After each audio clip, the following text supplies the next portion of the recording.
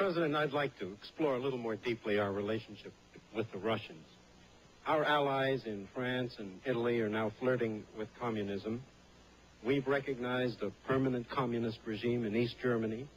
We've virtually signed in Helsinki an agreement that the Russians have dominance in Eastern Europe.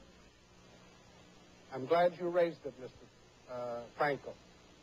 In the case of Helsinki, 35 nations signed an agreement, including the Secretary of State for the Vatican.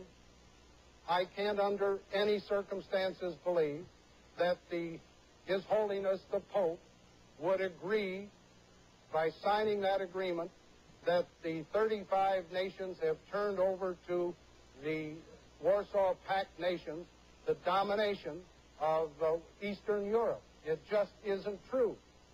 There is no Soviet domination of Eastern Europe, and there never will be under a Ford administration.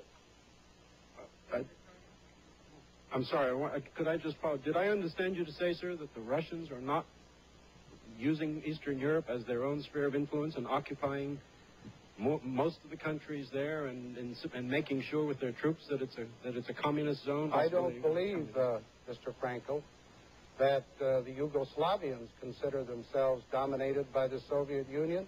I don't believe that the Romanians consider themselves dominated by the Soviet Union. I don't believe that the Poles consider themselves dominated by the Soviet Union.